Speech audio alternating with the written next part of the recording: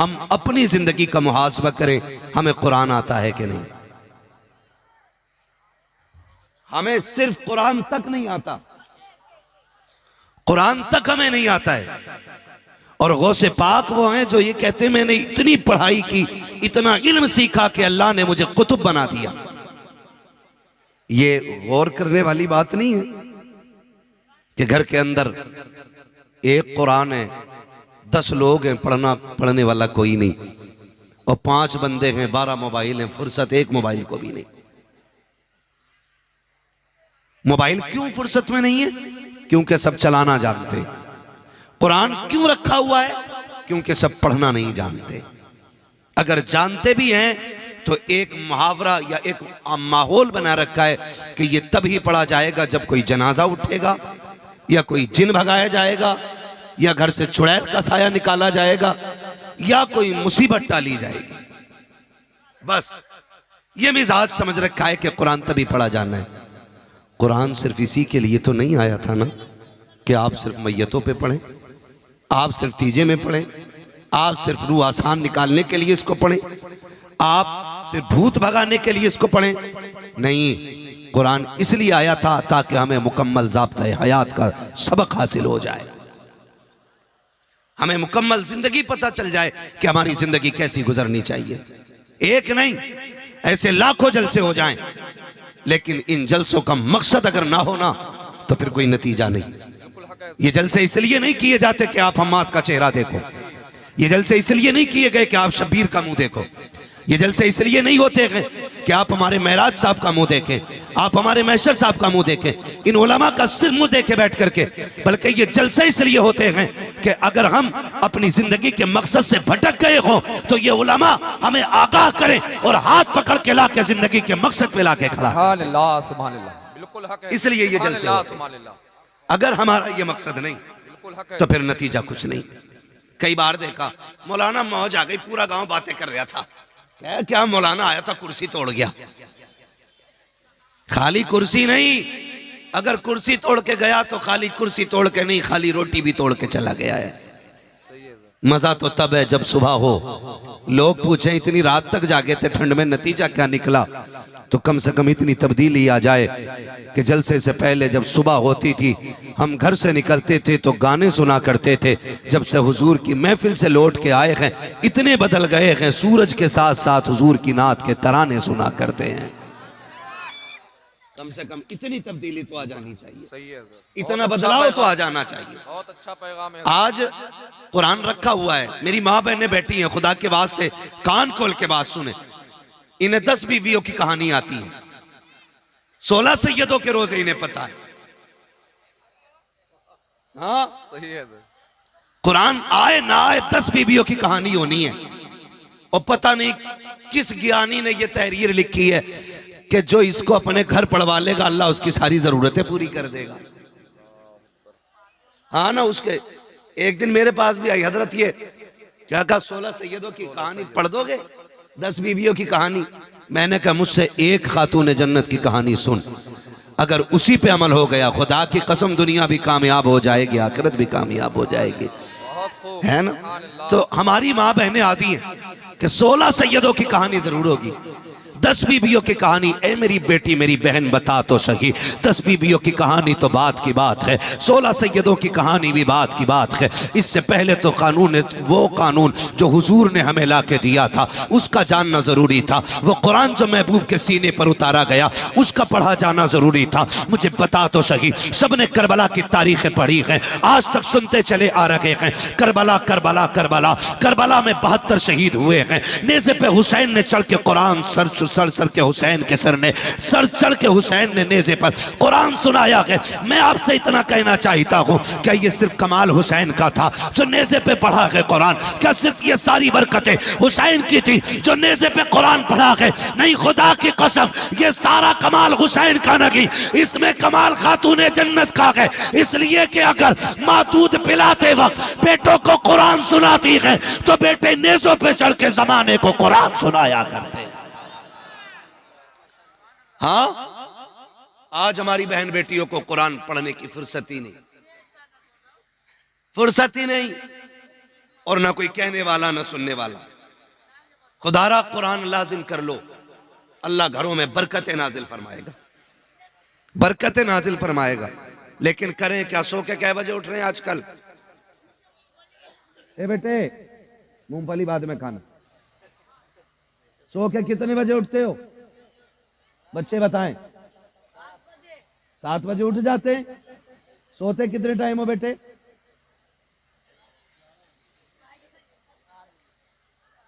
मेरा कहने का मतलब यह है, जल्दी सोया करो और जल्दी उठा करो। इशा पढ़ के सो जाओ, उठ के फजर पढ़ लिया करो। फिर देखो अल्लाह कितनी बरकत देता है, अल्लाह कितनी बरकत देता है। ये हिसाब नहीं लगाया मैंने। आज ना 10 बजे तक दरवाजे नहीं खुलते मुसलमानों के। 10 बजे तक, 10 बजे उठें तब जब सोएं जल्दी। बेटा 1 बजे तक पबजी खेल रहा है, अब्बा 2 बजे तक खेल रहा है। हाँ बेटा 10 बजे उठ रहा तो अब्बा 9 बजे उठ रहा है और कह रहा मौलाना जरा तालीम कर दियो बेटे को। उठता नहीं, बड़ी सुबह को उठे जब सारे लोग काम पे चले जाते हैं। याद रखिएगा, बच्चे वो नहीं करते जो हम कहते हैं, बच्चे वो करते हैं जो हमें करता हुआ देखते हैं। अगर अब्बा 2 बजे तक मोबाइल चलाएगा तो बेटा 100% 1 बजे तक मोबाइल चलाएगा। आप इशा पढ़ के जल्दी बिस्तर पे लेटा करो, बच्चों को भी टाइम से लेटाया करो ताकि ये फजर में उठ जाएं। 10 बजे तक दरवाजे मुसलमानों के नहीं खुलते। 9 बजे उठ के आंखें मसल के कह रहा चाय पक गई। 9 बजे उठ के चाय मांग रहा है, चाय बनी, बीवी ने डब्बा थमा दिया, जा दूध लेके आ। अब जब जमाना काम पे लग गया तो ये दूध ढूंढने निकला है। 10 बजे दूध लेके आया, 11 बजे खा पी के मुंह में तीली डाल के निकला। अब इसकी नाक तक पेट भरा है। अब कह रहा तुम तो मौलाना हो, कोई डोरी दे दो ताकि संदूक में पैसे भर जाएं। अगर डोरियों से पैसे भरते तो मौलवी उधर मारा फिरता, एक डोरी अपने में ही न रख लेता। डोरी दे दो, बरकत हो जाए मेरे भाई। सिर्फ डोरियों से बरकत नहीं होनी है, दौर वो भी तो बीत चुका है। हम भूल गए हैं कितना हसीन दौर था। आज से 30 साल 40 साल पहले पलट जाइए, जब जैसे सहर का वक्त होता था, मस्जिदों से अजान होती थी, हमारे घर की बूढ़ी औरतें उठ के बैठ जाती थी, वुजू बनाती थी, मुसल्ले पे आती थी, नमाज फजर अदा करती थी, कुरान लेके बैठती थी। जैसी सफेदी जाहिर होती थी, हर तरफ उजाला फूटता था, परिंदे आते थे, दरवाजे पर बैठ जाया करते थे, दरख्तों पे आके परिंदे बैठते थे, माए कुरान लेकर के तिलावत करती थी। कितने परिंदे बैठ करके कुरान की तिलावत सुना करते थे। जैसे परिंदों ने आके चहचहाना शुरू किया, हमारी माओ ने मुसल्ला छोड़ा, मुट्ठी भर के दाने लेकर के आई कि परिंदे आ गए हैं। उन्होंने परिंदों को परिंदा नहीं समझा, मेहमान समझ के दाने डाल देती थी। जब परिंदे पेट भर के जाते थे, खुदा की कसम सिर्फ दाने खा के ना जाते थे, हमें दुआएं दे के जाया करते थे, रिस्क की दुआएं के जाते थे। जब हमारे घर की माएं ऐसी थी तो हाथ इनके उठते थे, बरकतें अर्शों से आ जाया करती। आज ना कोई कुरान पढ़ने वाला है, आज ना कोई दुआएं करने वाला है, और सारी तावीज पे लग गए हैं। सारे बस एक मौलवी से दुआओं में जन्नत चाह रहे। खुदारा आदि बनेंगे कुरान के, इंशाअल्लाह पढ़ेंगे कुरान है। मैं हाथ नहीं उठवाऊंगा कितने लोगों को आता, वरना पोल खुल जाएगी। मगर इतना जरूर कहूंगा, अगर हमें कुरान ही नहीं आया तो क्या आया? अगर हम कुरान ही ना पढ़ सके तो क्या किया हमने जिंदगी में? जानते हो कुरान इतनी प्यारी किताब है। बुढ़ापा, बड़े बूढ़े कहते हैं बुढ़ापा बुरा आपा, बुढ़ापा बुरा आपा। क्यों कहते हैं? वो इसलिए कहते हैं कि बदन तो साथ छोड़ता ही है, जमाना भी साथ छोड़ देता है। अपने बच्चे भी मुंह लगाने तैयार नहीं होते। जब बुढ़ापा आता है ना तो बर्तन अलग कर दिए जाते हैं। बहू ससुर के बर्तन में अपने बच्चे को खाना नहीं देती है। वो कहती है इसके झूठे बर्तन में रोटी न खाना, कहीं तुझे बीमारी ना लग जाए। वो जिसकी संतान, जिसकी नस्ल है, उसकी गोद से बच्चे छीन लिए जाते। बुढ़ापे को इतना मायूब बना के रख दिया लोगों ने, इतना मायूब बना के रख दिया। कई बूढ़ों को मैंने रोते देखा है, कहा अपने ही बच्चों को खिला नहीं सकते, बहू ऐसी आई है कि बच्चे छीन के ले जाती है, बीमार ना कर देना। मैं नौजवानों तुमसे एक बात कहूं, अपने घर के बड़े बूढ़े की कदर करना, अपने घर के बड़े बूढ़े की कदर करना। खुदा करे सब पे बुढ़ापा आए, सब लंबी उम्र पाए, लंबी उम्र पाए। कई बार कहते ना जी मौलाना दुआ करो अल्लाह बुढ़ापे से पहले ही उठा ले, बड़े बुरे हालात बुढ़ापे को होते हैं। ये न कहे, फरमाया गया जिसके बाल सफेद हो जाते हैं अल्लाह उससे हया फरमाया करता है। बालों की सफेदी भी रब का बहुत बड़ा इनाम है। कितने लोग तो इसलिए बख्श दिए जाएंगे कि बाल सफेद हो गए थे, तो बालों की सफेदी भी जन्नत में ले जाने का सबब है। ये ना कहे अल्लाह चलते फिरते उठा, हाथ उठाए तो ये कहे अल्लाह जब भी मौत देना ईमान की मौत अता फरमा देना। हमने ना जाके कहते हैं, मजार पे भी जाते हैं तो सीधी ये कहते हैं गाजी साहब दुआ कर दो अल्लाह 3 ट्रकें 4 बना दे, 3 मंजिल बन गया है, गाजी साहब दुआ करें अल्लाह से अल्लाह 4 मंजिल बना दे। कभी ये भी तो जाके कहे गाजी साहब दुआ करें अल्लाह मुझे भी अपना वली बना ले जैसे तुझे अपना वली बनाया है। कभी जाके कहो ना दुआ करें गाजी साहब दौलत हो ना हो ईमान पे मौत आ जाए। ये भी तो बुजुर्गों से दुआएं कराया करो। आज तो पीरों का मकसद ही यही रह गया कि सिर्फ पीर साहब हैं तो डोरी है, पीर साहब हैं तो तावीज़ है, पीर साहब हैं तो दुआएं हैं। कभी पीर साहब से अल्लाह के जिक्र का वजीफा लिया करो, कभी रब को राजी करने के तरीके उनसे मांगा करो। हम बहुत बहक गए हैं, बहुत दूर चले गए हैं, हमने अपने रब को नाराज कर दिया है। मेरे भाई खुदारा ख्याल करें। मैं अर्ज कर रहा था अपने घर के बूढ़ों की कदर करना, इनकी इज्जत करना, ये रब का बहुत बड़ा इनाम होते हैं। जब खांसते हैं ना तो बुरे लगते, इनके थूक से नफरत होती है ना, लेकिन जिस दिन ये कफन में लिपट के चले गए ना उस दिन घर घर नहीं लगता है, घर जंगल लगा करता है। उस दिन घर जंगल लगा करता है। आज बूढ़ा बाप पसंद नहीं है, आज बूढ़े ससुर की खांसी पसंद नहीं है, कह देती है नहीं जी कि जाओ इसकी चारपाई बाहर डालो, ये खांसता है तो दिक्कत होती है, ठंडी आ गई है, इसकी खांसी सोने नहीं देती है। और सुन, जिसे बुजुर्गों की आवाज अच्छी नहीं लगती है खुदा को उनके घर में बरकतों का उतरना अच्छा नहीं लगता है। एक सीधी सी बात है, सीधी सी बात यही है, अपने घर के बुजुर्गों की कदर करो। वो तुम्हारा बाप है, वो तुम्हारा बाप है। मैं गलत नहीं कह रहा हूं। आज कहते हैं हमने तरक्की की है और हालात किधर कर दिए लाके। अभी सगा भाई पानी पिए, ऑपरेटर साहब हैं इसका थोड़ा जो ये इको है ना ये कम कीजिए जरा। एक गिलास है ना, गिलास, एक बंदा पानी पीता है, एक ही घर का मेंबर है, वो पानी पी करके रख देता गिलास।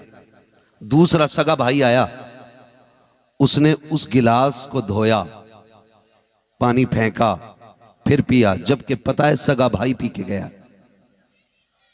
क्यों? क्यों? आज 4 भाई हैं तो चारों की प्लेटें अलग, 5 लोग दस्तरखान पे तो 5 के गिलास अलग हैं।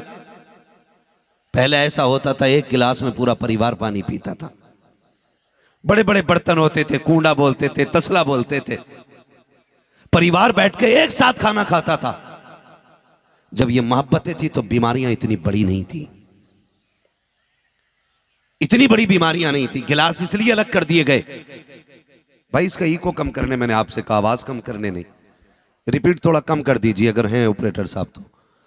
मैं आपसे ये बात अर्ज कर रहा हूं कि गिलास इसलिए अलग किए गए, गिलास इसलिए अलग किए गए ताकि मेरे जूठे से उसे बीमारी ना हो और उसके जूठे से मुझे बीमारी ना हो।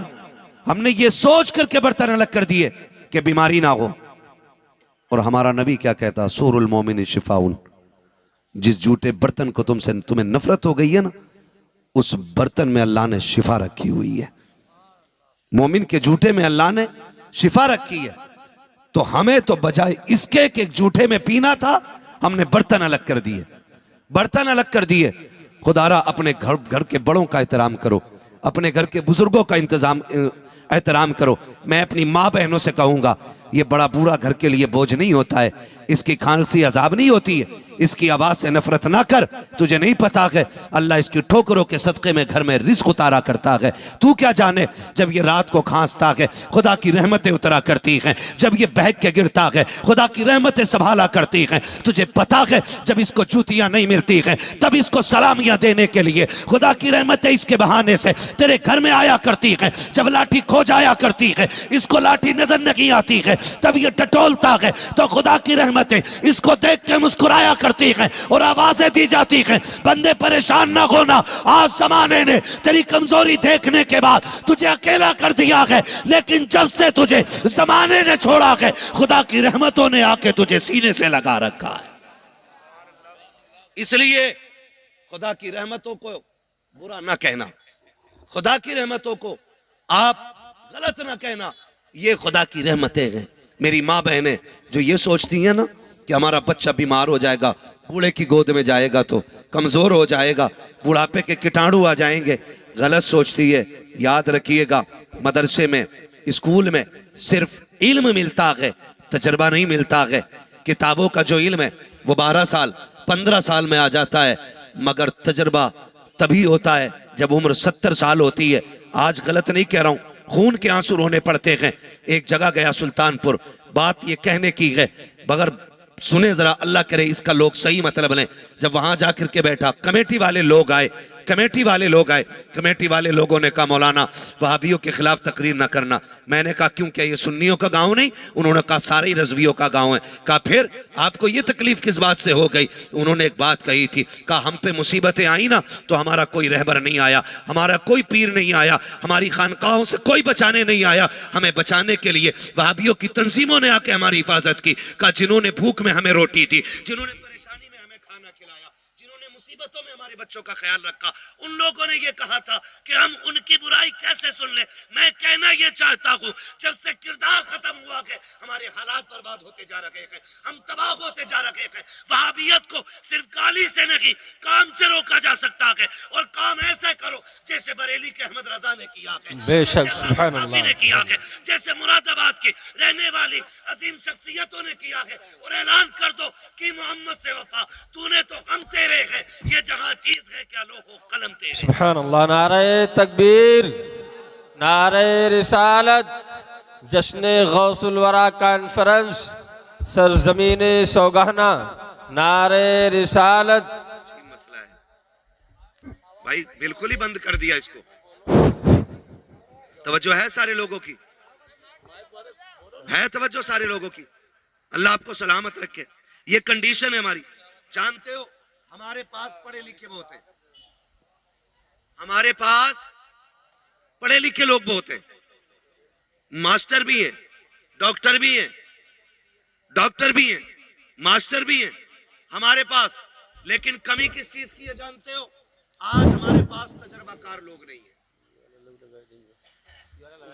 ये सबसे बड़ी कमी है। आज हमारे पास तजर्बाकार लोगों की कमी है। हमारे पास दूरअंदेश लोग नहीं आज, इसलिए आज हम तबाही के दहाने पे आके खड़े हो गए। रहने तो भाई इसको ऐसे, बस हो गया काम। इसलिए हम तबाही के दहाने पे आके खड़े, क्योंकि हमारे पास कोई तजर्बाकार आदमी नहीं रह गया। आज ना, माफ कीजिएगा, उसकी सबसे बड़ी वजह यह है कि एक जमाना हो गया हमने बुजुर्गों की संगत छोड़ दी, बड़े बूढ़ों में उठना बैठना छोड़ दिया। जानते हो किताबों का इल्म किताबों से मिलता है, लेकिन तजर्बा सिर्फ बूढ़ों की, बड़े बूढ़ों की सोहबत और संगत से मिलता है, बड़े बूढ़ों की संगत से मिलता है। और आज वो हमारे समाज के लिए एक बीमारी बन गए, वो हमारी कौम के लिए बीमारी और बोझ बन गए। याद रखिएगा, यहां तक फरमाया गया, जैसी करनी जोर से, जैसी करनी वैसी भरनी। इसका मतलब समझते हो? मतलब मैं समझा दूं। अल्लामा रूमी ने इस वाक़े को तहरीर फरमाया कि एक शख्स बूढ़ा हो गया, खांसने लगा। उसके घर की बहू ने शौहर से कहा, सुनो मेरे सरताज, तुम्हारे बाप की खांसी अच्छी नहीं लगती है। अल्लामा रूमी इस वाक़े को तहरीर फरमाते। कहा जाइए इसको कहीं अलग छोड़ आइए। बेटे ने बाप को लिया और लेकर के ना वहां लेके गया जहां जानवर बनते थे, जानवर, और जानवरों के मकान के अंदर बाप को छोड़ा और एक पुराना सा कंबल बाप के ऊपर डाल के आने लगा। इत्तेफाक ये कि साथ में उसका बेटा भी साथ था। वो हाथ पकड़ करके वापस आ रहा था, अचानक हाथ छोड़ा, वापस पलटा। इस बूढ़े का पोता और उसका बेटा जवान का गया, जाके दादा के कंधे से कंबल उतारा, पैर के नीचे रख के ना 2 टुकड़े किए, आधा कंबल दादा के ऊपर डाला, आधा अपने कंधे पे लेके चला। बच्चे का बाप कहने लगा, ये क्या किया तूने, इस पुराने कंबल का करेगा क्या, क्यों लेके आया इसको? तो जानते हो उसने ये कहा कि मैं इसलिए ये कंबल लेके आया हूं, मैंने तुमसे सीखा है। आज दादा बूढ़े हो गए ना, तुम इन्हें यहां छोड़ के गए हो, कल तुम पे भी तो बुढ़ापा आना है, मैं तुम्हें यहीं छोड़ के जाऊंगा। आधे कंबल से दादा का काम चलेगा और ये आधा कंबल मैं तेरे लिए लेके जा रहा हूं, ये आधा कंबल मैं तेरे लिए लेके जा रहा हूं। अल्लामा रूमी लिखते हैं कि इतना सुना चीख निकल गई, कहा तू मेरा बेटा है। कहा जब तुझे बाप की हया नहीं आती तो मुझे बाप की हया क्या आएगी? जब तुझे अपने बाप की हया नहीं तो तू मुझे कौन सी हया सिखाने चला है? खुदा रहा अपने घर के बुजुर्गों का एहतराम करो, इनकी इज्जत करो, इनके जूठे बर्तनों से नफरत न करो, इनके पास बैठा करो, इनके पास वक्त गुजारा करो। आज सबसे तन्हा कौन रह जाते हैं? बूढ़े। बूढ़े इसलिए कि जवानों के 4 यार होते हैं, ये कहीं भी खड़ा हो जाएगा ना तो गप्पे शप्पे हाँकने लगेगा, तो वैसे भी 2-4 लग जाएंगे। जितने ठलुए चाय की दुकान पे लंबी लंबी फेंकते हुए मिलते, जिनसे घर नहीं चलता वो मुल्क चलाते। आपके किसकी बन रही है? कह रहे आपके किसकी बन रही है? कि फलां की बन रही है। आपके वो नहीं, वो आ रही है। वो अंधे, पहले अपने घर में तो झांक के देख तेरा घर भी चल रहा है कि नहीं चल रहा है। तो ठलुए लोग बैठ के ना हुकूमतें चलाते, जब बातें खत्म हो जाती तो फिर झूठ शुरू कर देते, और इस झूठ का नुकसान ये होता है कि आने वाली नस्लें तबाह हो जाती है। क्या होता है? आने वाली नस्लें तबाह हो जाती हैं। इतना बड़ा बड़ा झूठ बोल देते हैं कि फिर उसको साफ करते करते सदियों बीत जाती हैं, फिर वो साफ नहीं होता है झूठ। कितने ऐसे झूठ आज भी हमारी कौम के अंदर मौजूद है। हाँ, खुदारा जवान जो हैं ये अपना वक्त बड़े बूढ़ों में गुजारे, तो जवान जो है कहीं भी बैठ जाते हैं, कोई भी उनसे बात कर लेता, कोई भी मिल जाता है। लेकिन बंदा जब बूढ़ा हो जाता है ना, चल के तो कहीं जा नहीं सकता, बिस्तर पे बैठा है, बेटे के पास भी वक्त नहीं है, बेटियां पराए घर की हो गई, अब कोई मुंह लगाने नहीं। बाप तो ये कहता वक्त पे 2 रोटी मिल जाए बड़ी बात है, यहां बात करने की किसे फुर्सत है, 2 वक्त की रोटी चैन से मिल जाए यही बड़ी बात हो जाती है। इतनी तन्हाई हो जाती है बुढ़ापे में जाकर के, कोई मुंह नहीं लगाता है। वो सुन प्यारे, जब कोई मुंह नहीं लगाता है तो फिर रब का कुरान मुंह लगाया करता है। आप जाके मस्जिदों में देखो, जिनसे कोई बातें नहीं करता वो कुरान पढ़ रहे हैं बैठ करके। जिनके लिए किसी के पास 5 मिनट का वक्त नहीं है, उनके लिए कुरान के 30 पारे मौजूद हैं, वो बैठ करके 30 पारे पढ़ रहे हैं। जब दुनिया ठुकराती है तो कुरान सीने से लगाता है। खुदारा इतना तो कर लो कि जब बूढ़े हो जाओ और कोई मुंह ना लगाए तो कुरान पढ़ने के लायक रह सको। इसलिए मैंने ये बात कही थी, मेहनत करो, कुरान पढ़ने के आदी बनो, ताकि जब उम्रें गुजरने लग जाएं और कोई मुंह ना लगाए, जब अपने धक्के दे के चले जाएं, जब ठुकरा दें सारे अपने बेटे, अपनी औलाद की खुशियों में लग जाए, औलाद अपनी खुशियों में लग जाए और कोई मुंह लगाने वाला ना हो, तब तुम्हें कुरान पढ़ना आना चाहिए, ताकि तुम अपने आप को अकेला महसूस ना करो। जाओ मस्जिदों में जाकर के देखो कितने जवान सजदे कर रखे हैं, कितने जवानों ने कुरान खोले हुए हैं। जवानी में तो फुर्सत नहीं मिलती खाना खाने की, ये कुरान पढ़ने कब जाएगा? सिर्फ अगर दिखेंगे आपको तो बूढ़े मस्जिदों में कुरान पढ़ते मिलेंगे, तहज्जुद में बूढ़े मिलेंगे, फजर में बूढ़े मिलेंगे, बहुत कम तादाद में लोग जवानी में कुरान पढ़ते हैं। ओ खुदा के वास्ते कुरान के आदी हो जाओ। अल्लाह ने कुरान को अज़मतों वाला बनाया है, बरकतों वाला बनाया है। अगर आप कुरान के आदी हो जाएंगे, बेटियां भी कुरान पढ़ेंगी, बाप भी कुरान पढ़ेगा, आने वाली नस्लों में फिर कोई डांसर पैदा नहीं होगा, फिर कोई शराबी नहीं होगा, फिर कोई जारी नहीं होगा, फिर कोई अय्याशो मक्कार नहीं होगा। तुम कुरान के आदी बन जाओ, खुदा तुम्हारी आने वाली नस्लों को मुस्तफा का आशिक बना डाले। लेकिन ये कब होगा? जब मैं और आप कुरान के आदी बनेंगे, कुरान के आदी बनेंगे। पढ़ता ही नहीं, पढ़ता ही नहीं, मुसीबत आ गई। जब पैसे खत्म हो जाएंगे तो उधार मांग लेगा, लेकिन कुरान नहीं पढ़ेगा। फरमाया गया कि जब किसी में बरकत ना हो ना, तो सूरे वाक़या कुरान के अंदर एक सूरत है, मगरिब बाद रोज पढ़ो उसको, एक बार पढ़नी है। सूरत ख़त्म करो, मुकम्मल हो जाए, हाथ उठा के कहो अल्लाह तुझे तेरी रहमतों का वास्ता बरकत दे।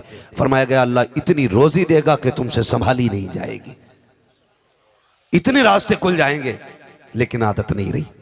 देखे तो सही फर्क पड़ता है, माँ बाप नेक होते हैं तो औलाद कैसी होती है। सरकार गौसे पाक आम घर में नहीं आए, उस घर में तशरीफ लाए जिस घर की खातून बेटी इतनी पारसा जिसने कभी जिंदगी में गैर महरम को देखा ही नहीं था। एक होता है कि उसको गैर महरम ने ना देखा हो, लेकिन इनका पर्दा इतना कमाल का था कि इनको कभी किसी गैर महरम ने देखा ही नहीं था।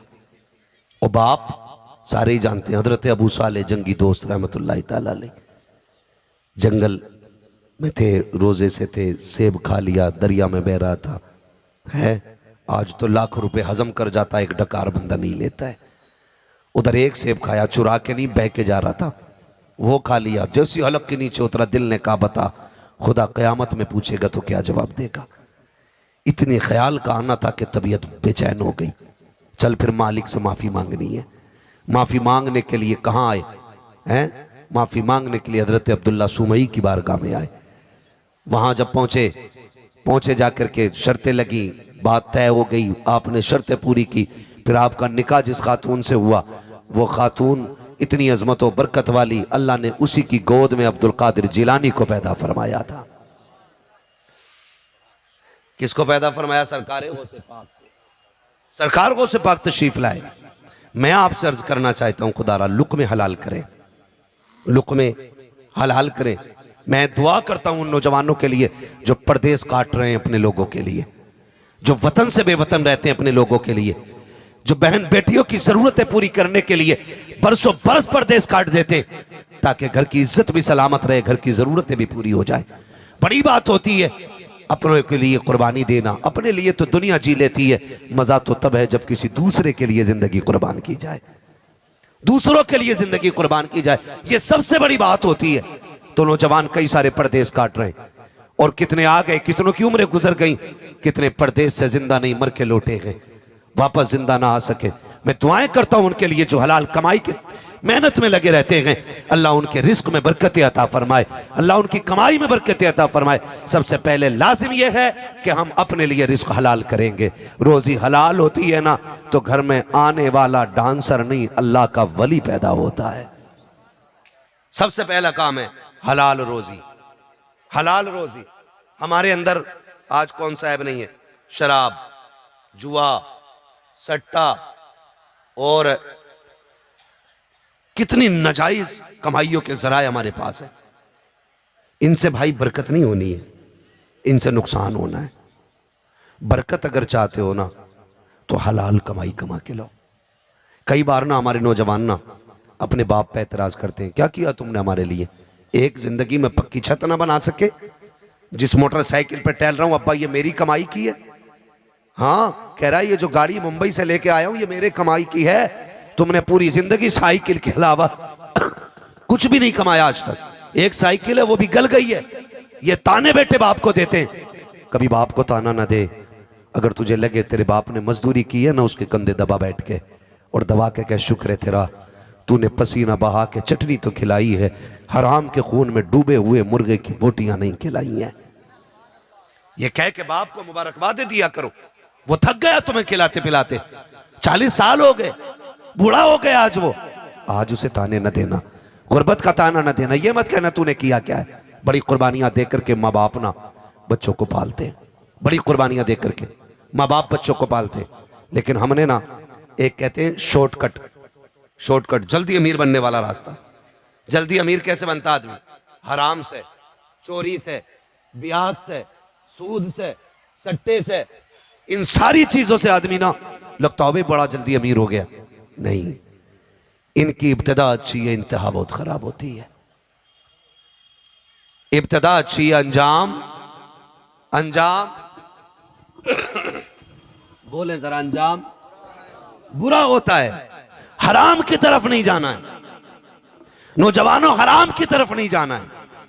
हालात कितने भी मुश्किल क्यों ना आ जाएं, हमें अपने रब की तरफ जाना है। रोजी कौन देता है? बोले जरा, देता है। रोजी कौन देता है? जोर से है, मैं रब का नाम चाहता हूं आपकी जबान से निकले। रोजी कौन देता है? रज़्ज़ाक़ कौन है? रिज्क के फैसले कौन करता है? अल्लाह। रिज्क के फैसले कौन करता है? अल्लाह। अल्लाह करता है। जब रज़्ज़ाक़ अल्लाह है तो फिर शॉर्टकट मारने की जरूरत क्या है? 5,000 दे दिए, बदले में कितने मिलते हैं? 6,000, 7,000, कुछ तो 1.5 गुना पे दे रहे हैं आजकल। 5, 10 दूंगा 15 लूंगा, 10 दूंगा 15 लूंगा। इस तरह से भी शॉर्टकट से लोग निकलना चाह रहे हैं। लेकिन सुन, तेरे शॉर्टकट में वो कमाल नहीं है जो रब की बारगाह से मिलने वाली बरकत में कमाल होता है, बेशक, सुभान अल्लाह। जो उसमें कमाल होता है। हालात यही है। कभी कभी ये होता है, बीवियां कहती हैं सुनो जी, मुझे वही जोड़ा चाहिए जो प्रधान की बीवी ने पहन रखा है, मुझे वही जूती चाहिए जो सेठ साहब की बीवी ने पहनी है, वो जो मुंबई रहते हैं उनकी बीवी ने जो पहना ना सूट वही चाहिए। जब ये बात कही जाती है ना तो फिर शौहर मजबूर होके ना, जब उसकी हैसियत नहीं होती है फिर मजबूर होके वो नाजायज तरीकों से पैसा इकट्ठा करता है। जब नाजायज तरीके से पैसा इकट्ठा करता है ना तो फिर घरों में बरकतें नहीं, घरों में आफतें आया करती है। मैं, मेरी बहनें बैठी हैं, इनसे गुजारिश करूंगा खुदारा, मेरी बेटी, मेरी बहन, अगर तेरा शौहर मजदूर है, 500 रुपये रोज कमाता है, तो अपने शौहर से उसकी ताकत से ज्यादा सवाल न करना, अपने शौहर से उसकी हैसियत से ज्यादा डिमांड मत रख देना।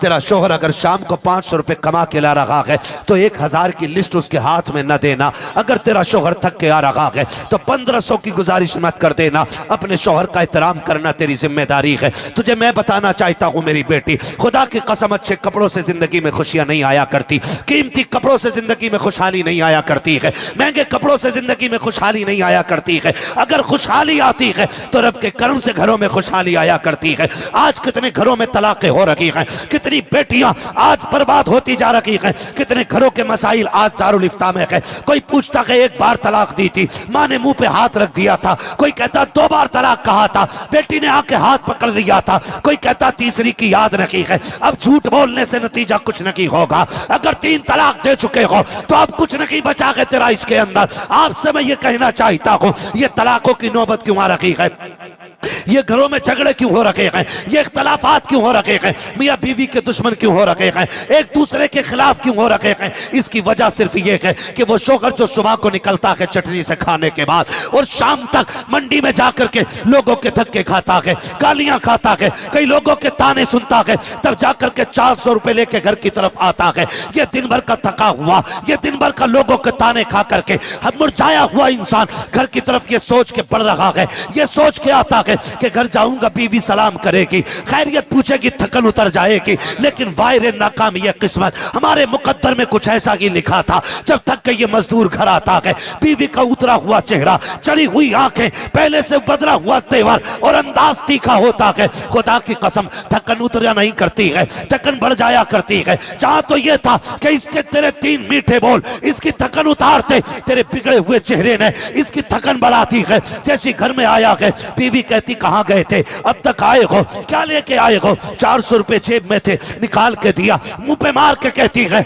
मैंने 8 दिन से जोड़े का इंतजार कर रही हूँ, 15 दिन से जूते खरीदने थे, क्या मिलेगा इसमें? जब बीवियां इस तरह के रवैये पेश करती हैं तो फिर घर बना नहीं करते हैं, घर बिगड़ जाया करते हैं। और मेरी कौम के नौजवानों, जाओ जाके बेटियों को सबक पढ़ा देना। कहा सुन, जिसके घर में निकाह के बाद तू जाएगी, अपने शौहर को अपना सब कुछ समझना, वो तेरी दुनिया भी होगा, तेरी आखिरत भी होगा, तेरा सुख भी वही है, तेरा चैन भी वही है, तेरी दोज़ख भी वही है, तेरी जन्नत भी वही है। और मेरी बहन, अगर थक के शौहर आया है, चेहरा बिगाड़ के ना दिखा, लहजे ना बदल। अगर वो थक के आया है, वापस से आगे चली जा, 1 गिलास पानी पेश कर दे और उसको इज्जत से बैठा। अगर वो शिकवे भी करे, कहते परेशान ना हो, तू जो भी लेके आया है रब का शुक्र है, मैं तेरे से राजी हूं, तू मेरे खुदा से राजी हो जा। सुभान अल्लाह। नारे तकबीर, नारे रिसालत, मसलके आला हजरत, पैगामे आला हजरत, तालीमाते आला हजरत, नारे तकबीर, नारे रिसालत। जानते हो सुभान अल्लाह, सुभान अल्लाह। जब मेरे नबी ने बेटी को रुखसत किया था, खातून जन्नत सैयदा तैयबा ताहिरा आबिदा जाहिदा रकिया तकिया जकिया नकिया सैयदा फातिमा ज़हरा रज़ी अल्लाह तआला अन्हा, जब रुखसत होने लगी थी हुजूर ने बेटी के कान में कहा था, फातिमा मेरे अली से वो ना मांगना जो अली की ताकत के बाहर हो, मेरा अली गरीब है, ख्याल करना। जानते हो खातून जन्नत ने कभी अपने लिए पूरी जिंदगी हज़रत अली से कुछ नहीं मांगा, कुछ नहीं मांगा। आज तो हम पढ़ा के बेचते हैं, सुन अपना हिस्सा पहले निकाल ले करिए, जैसे ही शोहर बाहर से आए अपने हिस्से के पहले पैसे निकाल लिए। हम ये पढ़ाने बच्चियों को, इससे घरों में आग नहीं लगेगी, घर जहन्नम नहीं बनेंगे, ऐसे घर आबाद होते नहीं ना। खुदा के वास्ते शोहर कब गलत होता है? जब जरूरतें बढ़ जाती हैं। मर्द कब गुनाह की तरफ बढ़ता है? जब खर्चे बढ़ जाएं और कमाई कम हो, जब लोग जलील करने वाले हो। जब रोज बीवी कहना, देखा ना उसकी बीवी कितने अच्छे कपड़े पहन रही थी, उसकी बीवी ने कितने अच्छे जेवर पहना था, तो एक दिन दिल में आता क्यों ना इसके लिए भी एक काम किया जाए। फिर बंदा ब्याज पे भी पैसे लेता है, रिश्वत भी लेने लग जाता है, हराम का पैसा भी इकट्ठा करने लग जाता है। फिर ये सारी बातें धीरे धीरे जमा होने लग जाती हैं और फिर घर से बरकतें उड़ जाया करती हैं, घर से रहमतें रूठ जाया करती हैं। नौजवानों, अल्लाह के बंदे बनो, अल्लाह के बंदे। दुख आए अपने रब को आवाज दो, अपने रब से मांगो। तुम्हारे रब से बेहतर कोई नहीं है, तुम्हारे रब से बेहतर कोई नहीं है। अगर तुम्हारा ईमान डगमगा रहा है ना कभी जाकर के, अरे यार इधर हाथ मार ले उधर हाथ मार ले, तो फिर दिल से पूछ तेरे दिल में ईमान है कि नहीं? तुझे लगता है खुदा देख रहा है कि नहीं? खुदा की कसम खा के कहता हूं, अल्लाह ही है जो सारे निजाम का मालिक है। वो चाहे तो लम्हों में तख्त से उठा के तख्ते पे डाल देता है, वो चाहे जरा सी देर में जमीन से उठा के आसमानों तक पहुंचा देता है। लेकिन हम अपने रब से दूर हो गए नौजवानों, दूर हो गए। बगदाद वाले को पढ़िए आप और समझने की कोशिश कीजिए। 40 साल तक ईशा के वजू से फजर की नमाज पढ़ने वाली जात को इस्पात की है। आज एक टाइम मस्जिद में नहीं जाता हो, कह रहा मैं जन्नत में लेके जाऊंगा। क्या तू बड़े पीर से भी ज्यादा बड़ा पीर है? क्या तेरी इबादत उनसे भी ज्यादा बड़ी है? एक टाइम मस्जिद में ना जाके पूरी कौम को धोखा दे रहा है कि मैं तुझे जन्नत में लेके जाऊंगा। बगदाद वाले से पूछ तो सही, कैसे रब मिलता है, कैसे रब मिलता है? कहते मैंने दीन सीखा ना, बड़े बड़े फाके किए, बड़ी बड़ी मुश्किलें मैंने उठाई, बड़े बड़े फाके। कहने लगे एक दिन भूख इतनी लगी थी कि पेट में दर्द होने लगा। मैं ये सोच के निकल गया कि कुछ भी ना सही, कुछ भी ना सही। मैं ये सोच के निकला, मैं ये सोच के निकला कि कुछ भी ना सही, कम से कम ये कि दरिया के किनारे गिरी पड़ी सब्जी उठा के खा लेंगे। ये सोच के निकल गए, गिरी पड़ी सब्जी की नीयत से लेकर के निकल गए घर से। वो भाई कहते मैं गया, मुझसे पहले वहां पे 3-4 जरूरतमंद लोग टहल रहे थे जिनका हाल मुझसे भी ज्यादा बुरा था। कहते मैं उन्हें देख के लौट आया, सिर्फ ये सोच के अगर मैंने उठा लिया तो फिर कहीं ये भूखा ना रह जाए। और आज ये है कि इसे मिले ना मिले मुझे मिल जाए। क्या ये है कि नहीं? कंडीशन है आज हमारी, दिल मुर्दा हो गए। आमने सामने 4 दुकानें लगी हैं तो हालात ये हैं, वो उसे तबाह करने पे लगा। वो उसे कह रहा उससे मत लेना सब्जी, वो गंदे नाले में धोके लाया था, बेच दोनों ही सब्जी रहे। उसके बाद क्या बोले उससे मत लेना, उसके टमाटर में दवा लगी हुई है। मतलब एक दूसरे को घटाने पे लगे। ये कंडीशन हमारी है। सगे भाई एक मार्केट में 2 दुकानें रख के बैठे होते हैं। वो फोन करके रिश्तेदार से कह रहा सुनो भाई तुम्हारा चचेरा आया था कपड़ा लेने के लिए, मेरी दुकान पे नहीं आया। क्यों? जिससे लेके गया वो भी तो तेरा सगा भाई है ना। तेरे पेट में दर्द किस चीज का है? हसद किस चीज का? आग किस चीज की लगी है? मेरी दुकान पे नहीं आया, मेरी दुकान पे नहीं आया। ये मेरा लेके डूब गया हमें। याद रखिएगा उस वक्त तक भले पूरे नहीं होंगे जब तक हम दूसरों के बारे में भले के फैसले नहीं करेंगे।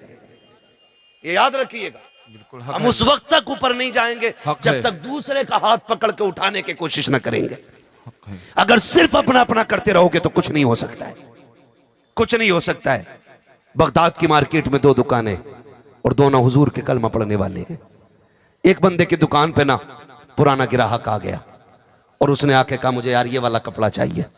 उसने कहा ये मैं कपड़ा तुझे नहीं दूंगा। कहा क्यों? कहा अगर ये कपड़ा लेना तो उस दुकानदार से जाके ले ले। उसने कहा नहीं कपड़ा तो मुझे तुझसे लेना है। उसने कहा मैं नहीं दूंगा। वो लड़ गया, कहने लगा एक बात बता, एक बात बता। कहा क्या? कहा ये बता मैं तेरा पुराना ग्राहक और आज तू मुझे अपने पास से भगा रहा है जबकि तेरे पास कपड़ा रखा हुआ है। उसने कहा बात बाद में बताऊंगा, पहले उससे कपड़ा लेके आ। ये उठा गुस्से में और गया कपड़ा लेने के लिए, और सामने वाले कलमा पढ़ने वाले की दुकान से कपड़ा लिया और लेके आके कहने लगा, देख तूने ना दिया तो क्या हुआ, मैं ले आया ना। तो उसने कहा यही तो मैं चाहता था। कहा यार बताना, अब तो बता दे क्यों चाहता था। उसने एक ठंडी सांस ली और उसने कहा सुबह से मेरे पास कई ग्राहक आ गए हैं, मैंने इतना कपड़ा बेच लिया है जिससे मेरे बच्चों का गुजारा हो जाएगा, लेकिन ये जो सामने वाला दुकानदार है ना, ये भी हुजूर का कलमा पढ़ता है, ये भी मदीने वाले का कलमा पढ़ता है। बात ये है इसके पास एक भी ग्राहक नहीं आया। मैं घर जाता हूं ना, मेरे बच्चे दौड़ के आके ना मेरा दामन पकड़ के कहते हैं अब्बा क्या चीज लेके आए हो। मैं इस जेब में हाथ डालता हूं, जो मिल जाता बच्चों में दे देता हूं।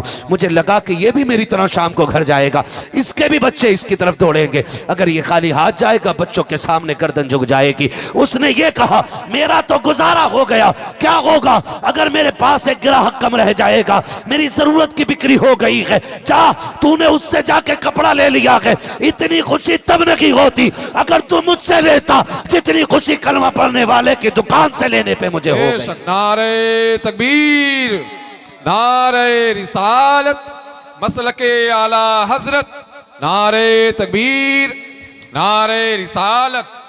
बहुत अच्छा पैगाम है। जब दिलों में जगह थी तो अल्लाह ने बरकत रखी थी, अब दिलों में जगह नहीं रह गई है, दिलों में जगह नहीं रह गई है। खुदारा जगह पैदा करे दिलों में। सबसे बड़ी बात है जो चीज अपने लिए पसंद करते हो पहले अपने भाई के लिए पसंद करो, अपने भाई के लिए पसंद करो। गौस पाक फरमाते मैं वहां से लौट आया, कहीं ऐसा ना हो उनके हिस्से मेरे जो मैं मुझे मिले वो उनसे काम रह जाए उसका। कहते मैं ये छोड़ के चला आया सोच के। कहते दर्द इतना था मैं मस्जिद में आके लेट गया, पेट में दर्द था, करवटें बदल रहा था। इतने में एक परदेसी आया, खाना खाने के लिए बैठ गया। मैंने उसको देखा, कहते हैं जिंदगी में आज पहली बार मेरी किसी के खाने पे नियत गई थी। मैंने सोचा काश ये मुझसे कह दे खाना खाने के लिए। कहते भूख कितनी थी, इतनी भूख थी कि मुंह उसका खुलता था ना तो बेखुदी में मेरा मुंह खुल जाया करता था। ये कहते हैं कि ये कंडीशन थी मेरी। कहते हैं फिर अचानक उसने कहा आओ शहजादे तुम भी खा लो। कहते मैं जाके बैठ गया, खाने लग गया। वो पाक फरमाते जब खाने लगा उसने खाते खाते मुझसे कहा बच्चे कहाँ के रहने वाले हो, यहाँ क्या करते हो। मैंने कहा पढ़ता हूँ, इल्म सीखने आया हूँ। कहाँ से आए हो, कहा बगदाद से। कहा मैं जीलान से आया हूँ। कहा अच्छा। कहा ठीक है मैं थोड़ा काम से आया था। कहा क्या। कहा मुझे अब्दुल कादिर की तलाश है, अब्दुल कादिर का पता बता दोगे। आप फरमाने लगे हाँ पहले खाना खा लो। काम क्या है। कहा कि ये बात यह है कि मैं आया हूँ ना उनके वतन से, उनकी माँ ने कुछ पैसे भेजे थे खर्चे के लिए, कई दिन से ढूंढ रहा था, मेरा सामान ख़त्म हो गया ना, मैंने उनके पैसे से लेके ना ये खाना लिया है। वो से पाक मन मन में मुस्कुराने लगे। खाते टाइम नहीं कहा मैं अब्दुल कादिर हूँ, मेरे पैसों का खा रहा है तू, मेरे पैसों का खा रहा है। आज माफ़ कीजिएगा अगर सगा भाई गरीब होता है ना और एक भाई मदद कर दे तो जहाँ वलीमा चल रहा होता है या जहाँ बहन भतीजी की बारात आके खाना खाती है ना, सगा चचा खड़े होकर जलील करता, कहता सुनो हमारे भाई साहब तो बड़े कमज़ोर थे, इनसे कहाँ निकाह हो जाता, वो तो जहेज भी मैंने दिया है, ये खाना तुम्हारी दुआओं से सब मेरे पैसों का है। लानत हो ऐसी मदद पे, ज़रूरत नहीं थी ऐसी मदद की जो तू पैसा खर्च करके अपने को जलील कर रहा है। बगदाद वाले से पूछो, पैसा भी इनका, खाना भी इनका, मेहमान भी इनका, लेकिन चुप बैठे हुए गए, खाना खा रखे गए। जब खाना हो गया आप कहते सुनो तुम्हें जिस अब्दुल कादिर की तलाश थी वो मैं ही हूं। कहा अच्छा पहले क्यों नहीं बताया, कि अगर मैं बता देता तो तुझे गैरत आ जाती और शायद तेरा लुक्मा हाथ पे रुक जाता। अब्दुल कादिर नहीं चाहता मेरी वजह से किसी को शर्म उठानी पड़े, इसलिए अब्दुल कादिर ये बात तुझसे बाद में बता रहा। सुभान अल्लाह, सुभान अल्लाह। हाँ वो से पाक इतना पर्दा डाल रहे हैं, उन्होंने सिर्फ इसलिए नहीं बताया कहीं इसके लुक्मे कम ना हो जाए, सुभान अल्लाह, इसके लुक्मे कम ना हो जाएं। और आज हम जलील करते खड़े होके, जलील करते। गलत नहीं कह रहा हूं, ये सच्चाई है, हक है। हाँ ये अलग बात है नंबर आधी रात में आया है, लेकिन बात अपने हिस्से की पूरी करके जानी है। बिल्कुल हज़रत सही। जलील ना कर, अल्लाह तौफीक देना तो मेरे भाई मुट्ठी बंद करके मदद कर ताकि किसी को पता ना चल सके। सुभान अल्लाह, सुभान अल्लाह, बेशक सुभान हाँ भाई अल्लाह। ऐसे मदद करो ताकि किसी को पता न चल सके। जी ये भी कोई मदद है यार। तुमने भतीजी के बारात का सामान दिया और जमाने में रुसवा कर दिया। भतीजी को छोड़ो, सगा बाप मरता है, सगा बाप, बाप समझते हैं अब्बा है? अब्बा समझते हैं ना सारे लोग। जी जी। सगा बाप इंतकाल करता है और तीन भाई बराबर तो नहीं पैसे में, कोई ठेला लगाता है, किसी की गोल्ड की दुकान है, तो किसी का होटल है। अलग अलग काम है, अलग अलग कमाइयां हैं। पांचों उंगलियां बराबर नहीं है, होती हैं? पांचों उंगलियां बराबर नहीं होती ना। अल्लाह सलामत रखे। 1:30 बज गया कि माशाल्लाह दिमाग पूरा काम कर रहा है, जी वरना बड़े अच्छे अच्छे यहाँ के घूम जाते हैं। पांचों उंगलियां बराबर नहीं होती हैं। कोई भाई कम कमाता, कोई ज्यादा कमाता। अब्बा का 40वां मर गया है ना, एक भाई जो ठेला लगाता, भाई उसकी हैसियत तो नहीं तुम्हें 50 किलो शरबती का चावल ला के दे। वो तो रोज का 2 किलो का आटा मुश्किल से ला रहा है, अल्लाह। मुश्किल से एक वक्त की सब्जी लेके आता है। वो बड़ी मुश्किल से उसके घर के गुजारे हो रहे। यार वो कैसे कैसे करके वक्त काट रहा है। नहीं बना सकता वो तेरे साथ खड़े होकर 40 भगोने, नहीं बना सकता वो 10 भगोने बिरयानी के। अल्लाह ने तुझे पैसा दिया, तूने बना लिया। तो फिर जानते हो औकात दिखाते हैं लोग, औकात दिखाते हैं। जिसके पैसे से बिरयानी बनी होती है ना, वो भाई कुर्सी पे बैठा होता है। और जो गरीब होते हैं ना, उनसे प्लेटें उठवाई जाती हैं, उनसे दस्तरखान बिछवाए जाते हैं, उनसे झाड़ू लगवाई जाती है। जाके पूछो 40वें में क्या बात अकेले हो? कहा नहीं जी 3 भाई, अल्लाह ने 3 दिए हैं, शुक्र है, तीनों सलामत है। तो किधर है? तू कुर्सी पे बैठा। कहा ये जो प्लेटें उठा रहा है ना, ये बड़ा भाई है, ये जो झाड़ू लगा रहा है ना, ये छोटा भाई है। क्या बात? क्या इनका हक नहीं था कुर्सी पे तेरी बगल में बैठने का? क्या बात? क्या तेरा खमीर अलग है, तेरा DNA अलग है, या ये अलग है? इनकी माँ और है, तेरी और है, इनका बाप और है, तेरा और है। कहा नहीं जी सब कुछ एक है। फिर पूछो किसी से कि ये कुर्सी पे क्यों बैठा है? थोड़ी देर के बाद खुद फट जाता है, खुद बोल के कहता जितने भगोने बन रहे ना, ये सब मैंने बनवाए हैं। ये जितनी बिरयानी में गोश्त पर लगा के, ये सारा मेरा है। जितनी लकड़ियां हैं, ये सारी मेरी है। इनके पास तो अपने घर के वक्त पालने के लिए पैसा नहीं, ये कहां से दे देते? लानत हो तेरी ऐसे 40वें की फाता पे, लानत हो तेरे खर्चों पे जो तेरे अपनों को जलील कर दे। खुदा के वास्ते मत बनवा ऐसे 10 भगोने जिनकी वजह से तेरा भाई जलील हो। हाथ उठा करके खाली पानी पे दुआ कर दो, काबे वाला भी राजी हो जाएगा, मदीने वाला भी राजी। बेशक, सुभान अल्लाह सुभान अल्लाह। बहुत अच्छा पैगाम है हज़रत, सुभान अल्लाह सुभान अपने अल्लाह। लोगों को नहीं उसकी औकात नहीं थी जी, उसकी हैसियत नहीं थी। ओ यार औकात हैसियत पे क्यों उतर आया? अगर तू एक साइन से 50,000 कमाता तो तूने कौन से सजदे किए जो अल्लाह तुझसे इतना राजी है? सुभान अल्लाह। और एक ठेले लगा के शाम तक 200 रुपए कमा के लाता, उसका कोई कसूर था? नहीं ना। ये अल्लाह के फैसले, ये रब है जो अपनी कायनात का निजाम बनाए हुए है। किसी को कमजोर बनाता है, किसी को ताकतवर बनाता है। क्यों?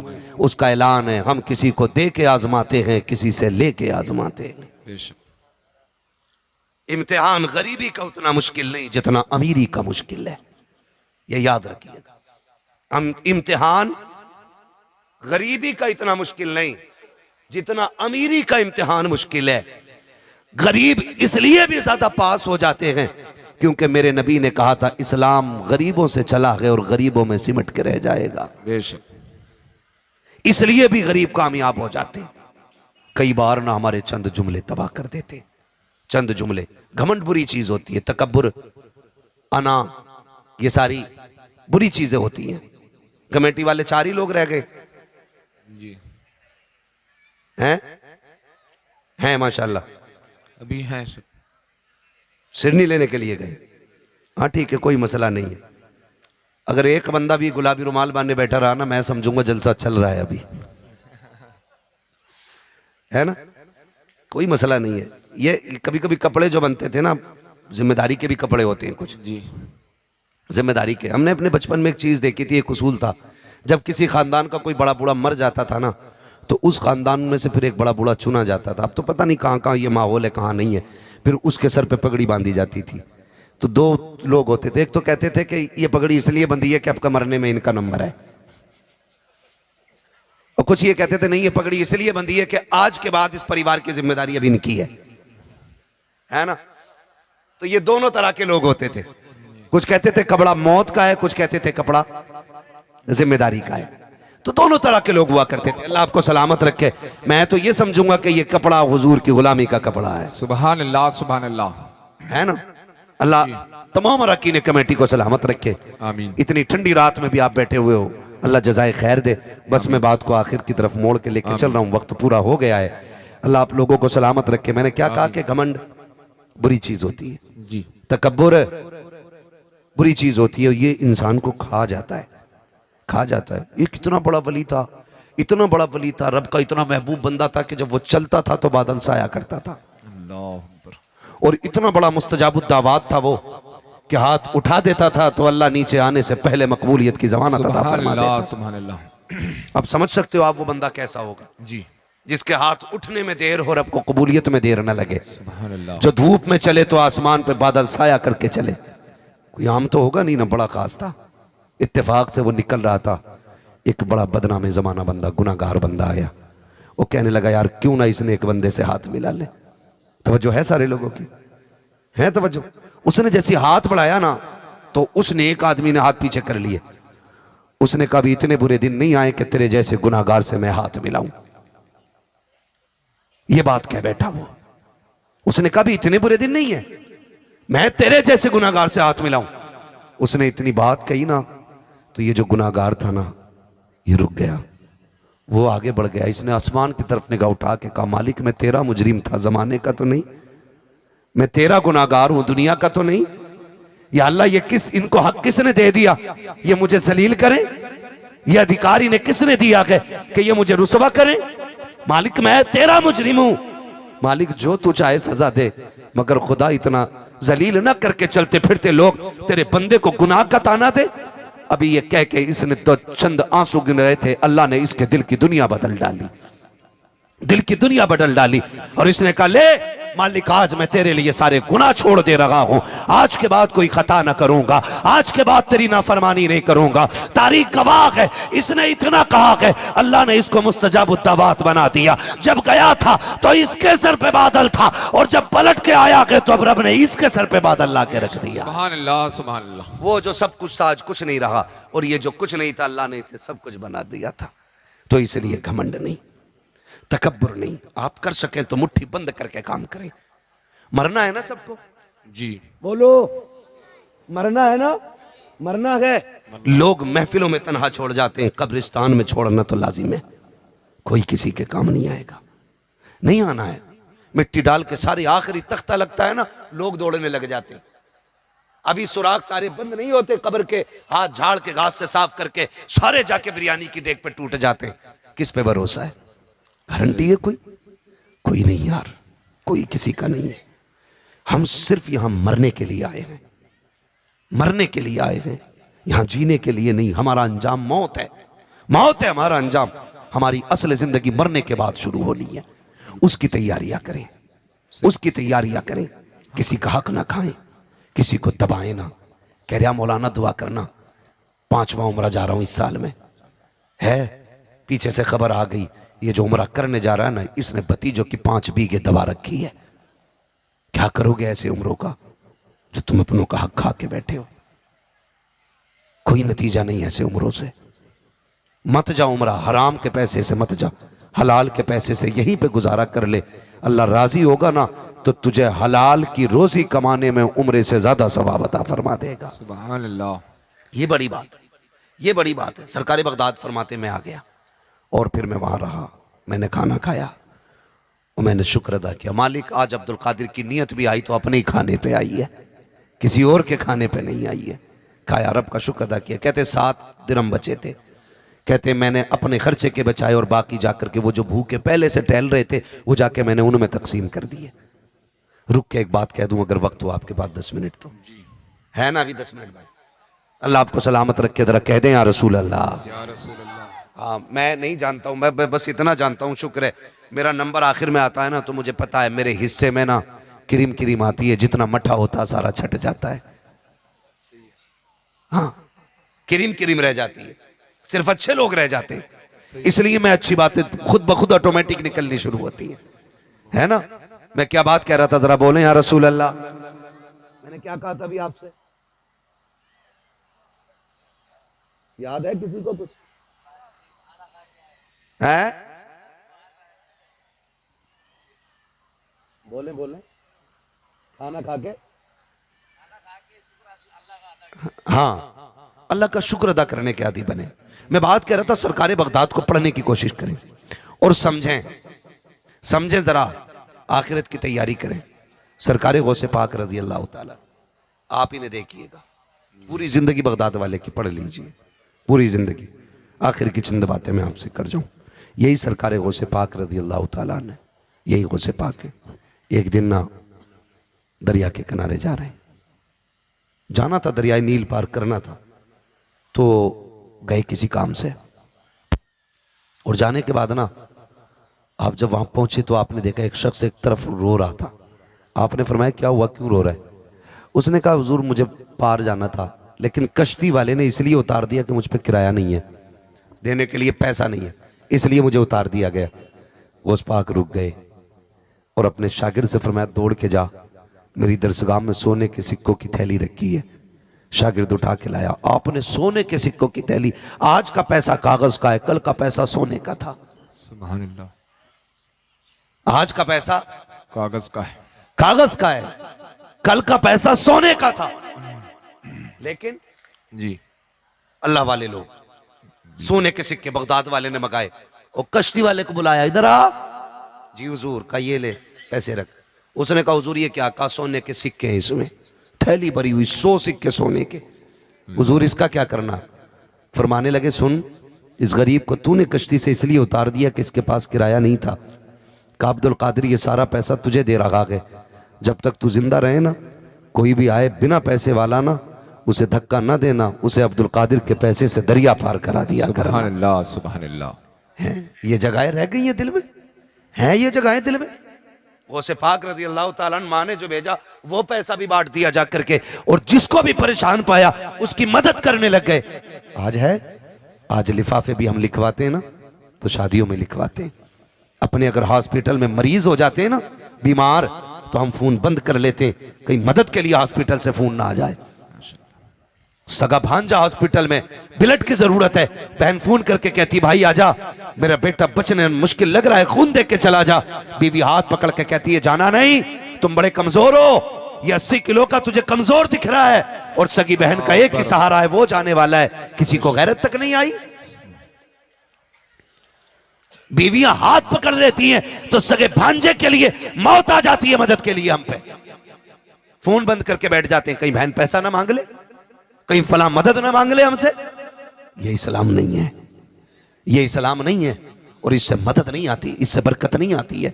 अल्लाह तौफीक देना तो काम ये करो कि दूसरों के काम आ जाया करो, दूसरों के काम आ जाया करो। अगर ये करेंगे इंशाअल्लाह फिर दुनिया भी बेहतर हो जाएगी, आखिरत भी बेहतर हो जाएगी।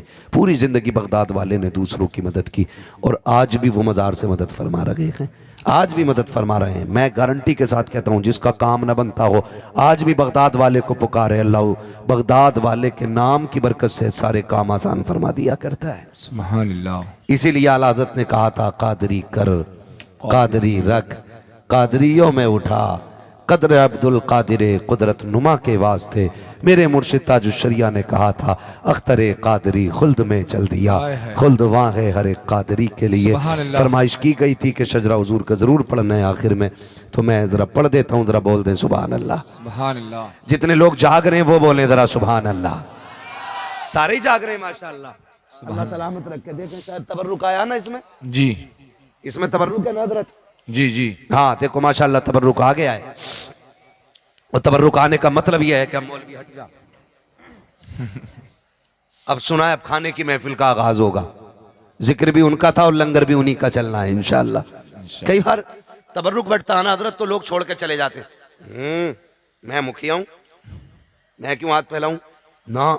जब तबर्रुक की बारी आया करे ना, तो मुखिया प्रधानी खसाबी सब रख दिया करो, इसलिए कि अपने घर के करोड़ों के दस्तरखान पे वो मजा नहीं आता जो अल्लाह वालों के नाम की महफिल की खजूर में मजा आ जाया बिल्कुल करता हक है हजरत। सुभान अल्लाह, सुभान अल्लाह। यार ये नहीं होना चाहिए, बिल्कुल हक है। तो ये लंगर की चीज है, तबर्रुक की चीज है, हम इसलिए नहीं छीनते या इसलिए नहीं दौड़ते इसकी तरफ कि हमें मिलता नहीं है, हम इसलिए दौड़ते हैं कि अल्लाह ने इसमें बरकतें ज्यादा करके रखी हुई होती हैं। बेशक बेशक। हाँ सरकार मुजाहिद मिल्लत उड़ीसा वाले हुजूर मुजाहिद मिल्लत बगदाद शरीफ गए ना, जबकि बहुत बड़े जमींदार थे, आज भी ना आधा धामनगर शरीफ आपकी जमीन पे बसा हुआ है जी। हाँ आपकी जमीन पे जो आपने गैर मुस्लिमों को फ्री बांट दी थी रहने के लिए, आज भी उनकी जमीन है वहां पे, और आज भी उन्हीं के नाम में और गैर मुस्लिम रह रहे हैं और बेफिक्र होकर रह रहे हैं।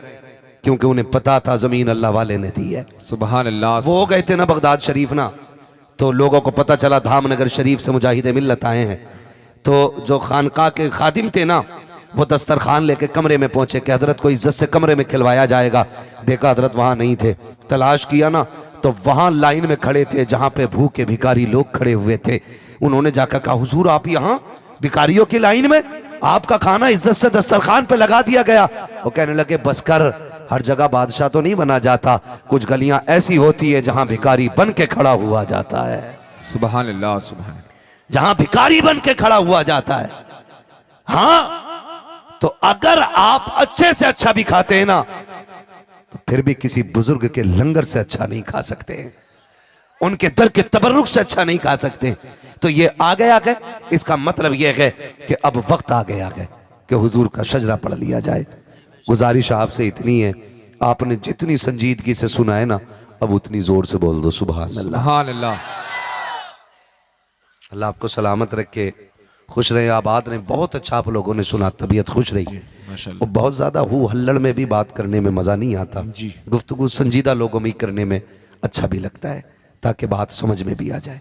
ठीक है, अब जो मैं आपसे सुभान अल्लाह कहलवा रहा हूँ, वाह वाह के लिए नहीं कहलवा रहा हूँ। अब समझ लीजिए, जब मेरा हाथ का इशारा होना, हुजूर का शजरा पढ़ना है, हाथ का इशारा हो, तो ये मत सोचना मौलवी दाद लेना चाह रहा है, ये समझ लेना मौलवी सांस लेना चाह रहा है। हाँ, जब सांस तंग होने लगेगी ना, तभी मैं बोलूंगा आपसे, कहो सुभान अल्लाह। जब आप सुभान अल्लाह कहोगे तो उसी बीच में मैं सांस ले लूंगा। सुभान अल्लाह।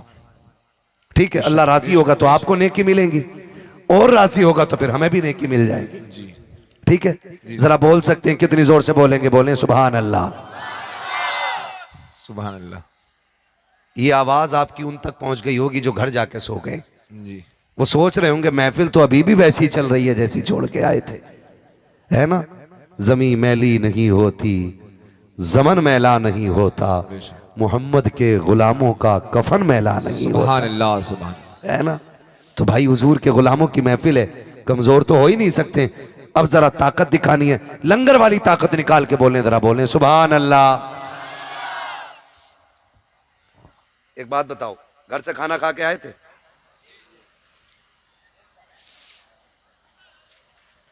कई लोगों की आवाज इसलिए नहीं निकली कि भूख लग रही होगी, ना लगी, खूब खा के आए। तो कोई बात नहीं, हम तो अपने घर भी उन्हीं का लंगर खाते हैं यार। सुभान अल्लाह। हम बरेलवी लोग हैं, यही तो हमारा नजरिया आ गया ना। खाते हैं तेरे दर का, आए हाय हाय हाय। पीते हैं तेरे दर का, आए हाय। पानी है तेरा पानी, दाना है तेरा दाना। आए हाय। है, हम तो अपने घर भी उनका ही लंगर खाते हैं। बेशक। हम तो सोचते हैं ये जो पड़ा है ना, ये सब उन्हीं का है, जी। सब उन्हीं की देन है। हक है। वरना ये चेहरे तो इतने अच्छे नहीं थे कि इसके नाम से इतनी दौलत उतारी जाती। बेशक। सुभान। हमारे वजूद तो इतने अच्छे नहीं थे, इतने ठाठ के साथ रहते।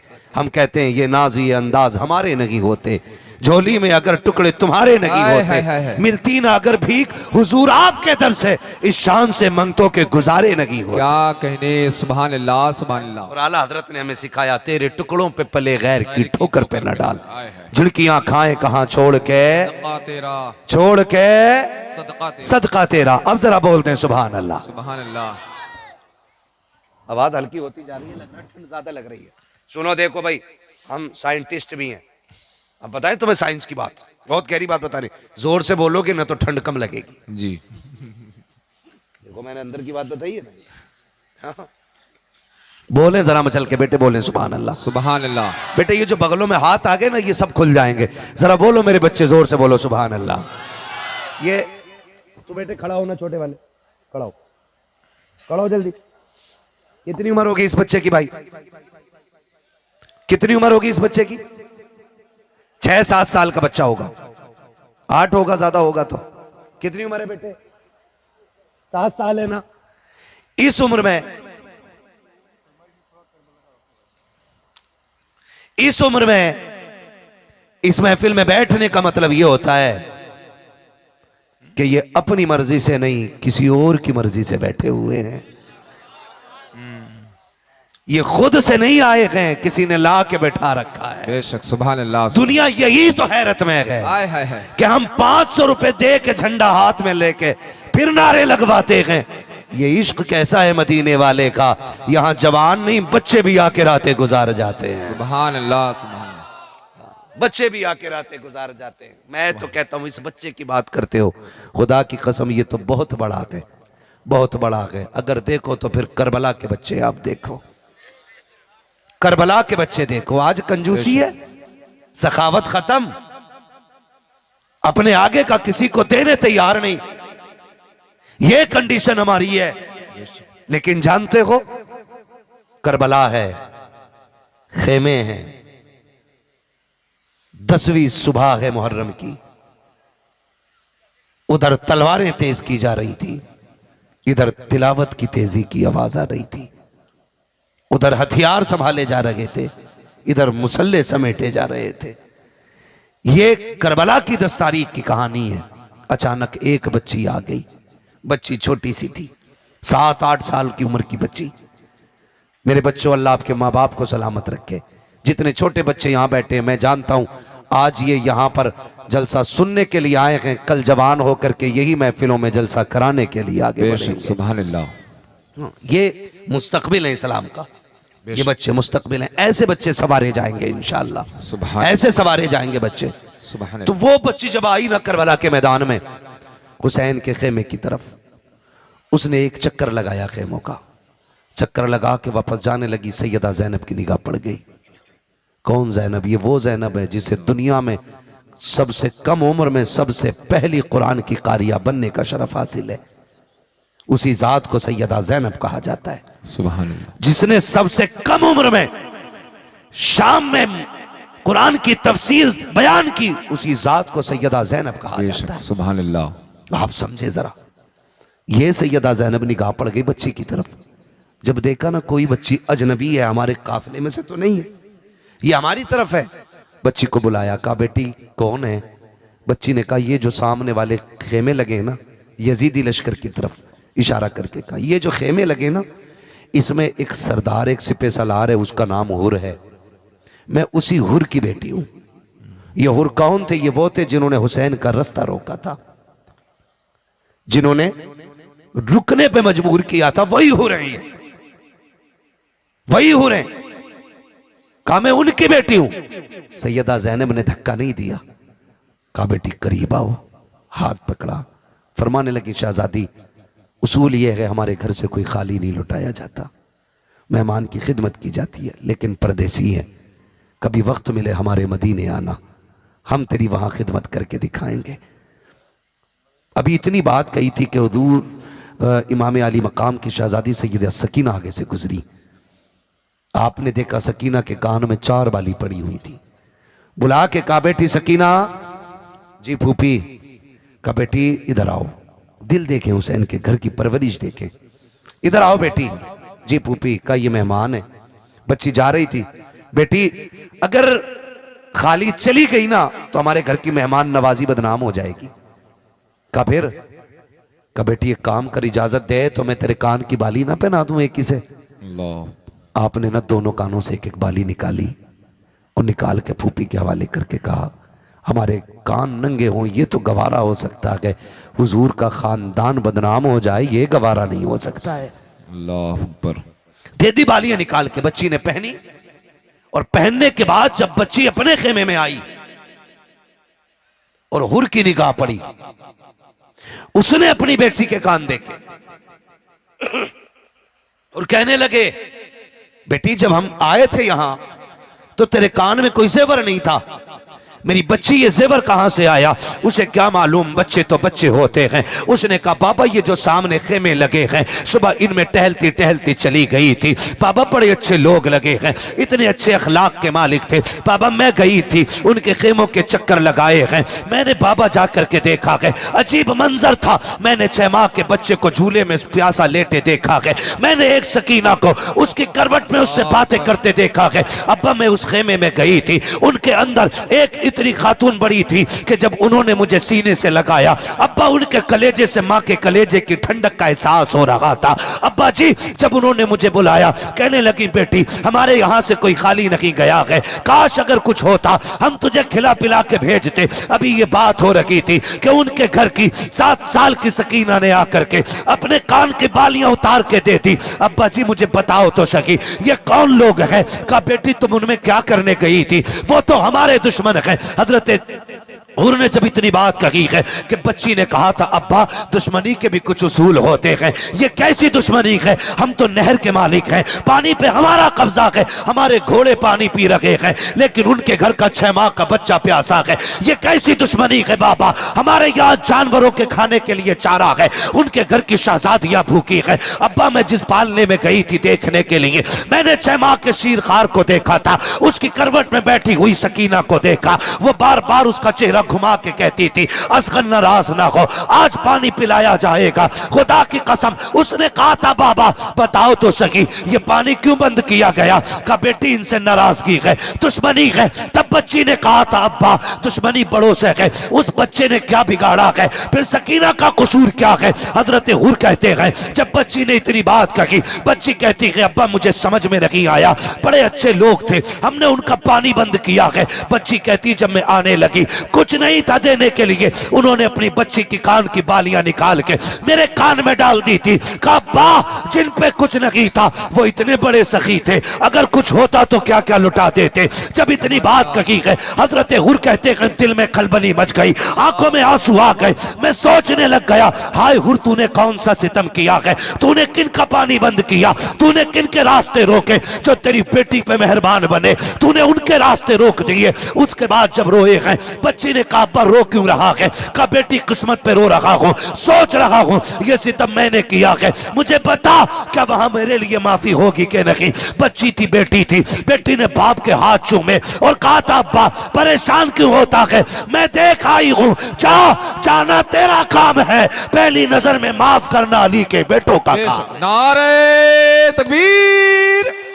नारे रिसालत, मसलके आला हजरत, उलमाए अहले सुन्नत, नारे तकबीर, नारे रिसालत, सुभान अल्लाह सुभान अल्लाह।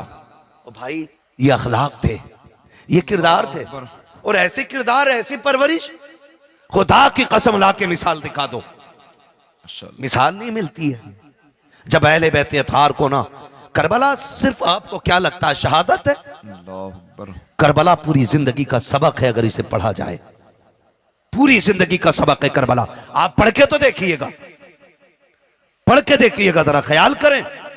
जब अहले बैत अतार को कैदी बनाया गया, कैदी ऊंटों पे सवार किए गए, और शाम से जब ये काफिला गुजरने लगा ना, एक शहर से जब ये काफिला गुजरा, गालिबन मूसिल से गुजर रहा था काफिला, तो गुजरते वक्त ना काफिले को चौक में रोक दिया गया ताकि लोग तमाशा देखें, अहले बैत अतार के कैदियों को देखें, ये सोचकर रोका गया। लेकिन जब शोर हुआ कैदी आए हैं, कैदी आए हैं, एक बूढ़ी औरत थी, उसने अपनी खातिमा को बुलाया, कहा जल्दी कर। कहा क्या?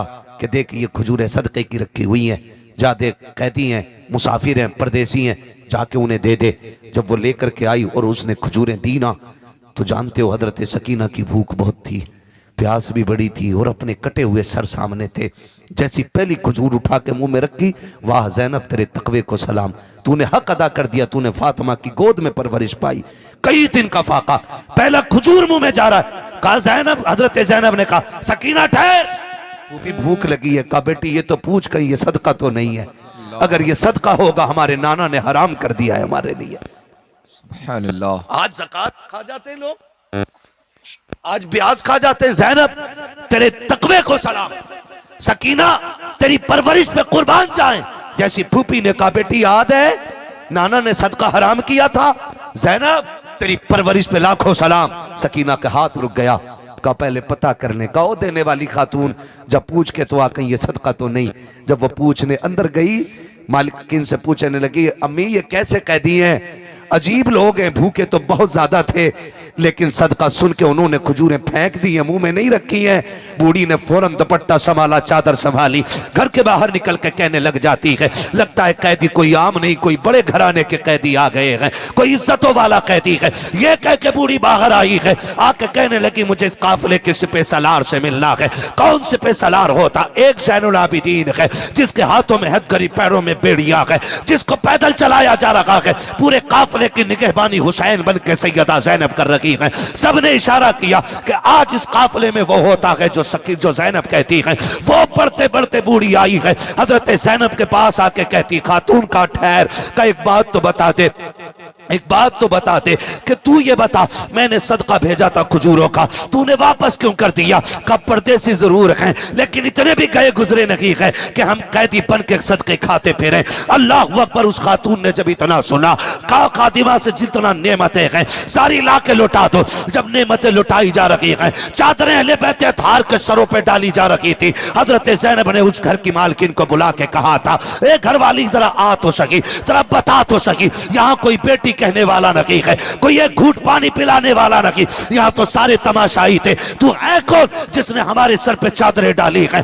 दरवाजे खोल दिए हैं दौलत के? उसने कहा मुझसे ये ना पूछ, मैं ये क्यों कर रही हूँ? कहा सुन, अगर सुनना चाहती है तो इसमें भी एक राज है। कहा बता तो सही राज क्या है? उस खातून ने कहा कि एक दौर मेरी जिंदगी में गुजरा कि मैं सैयदा खातून जन्नत फातिमा ज़हरा के घर की गुलाम थी, मैं उनके घर में काम करती थी, मैंने एक जमाने तक उनकी खिदमत की। जब मैं उनके घर रहती थी, अल्लाह ने उन्हें चांद से 2 बेटे दिए थे। एक फूल सी कली थी जिसे ज़ैनब कहा जाता था, उस दौर में मैं उनके घर रहा करती थी। जब मेरी शादी हो गई, मैं उनके घर से आने लगी, मैंने कहा सैयदा नसीहत कर दें ताकि जिंदगी में काम आ जाए। जब मैं चली थी तब उन्होंने कहा था सुन जा रही है, कहाँ बात होगी? कहा फला शहर में रखूंगी। कहा सुन याद रख, कभी कोई कैदियों का काफिला तेरे दरवाजे से गुजरे तो उसे खाना खिला देना, उसे पानी पिला देना। कहा मैंने कुछ नहीं किया है, यह खातून जन्नत का फरमान था कि कोई कैदियों का काफिला गुजरे उसकी खिदमत कर लेना। अल्लाह अकबर। इतना सुना के चीख निकली सैयदा ज़ैनब की, कहती अच्छा बता, तूने खिदमत कर दी है, हम राजी हो गए हैं, बता तुझे क्या चाहिए, कोई दुआ हो तो बता, हम तेरे लिए करके चले जाएं। उस खातून ने इतना सुना, कहती सुनो, अगर दुआई देनी है तो इतनी दुआ दे दो।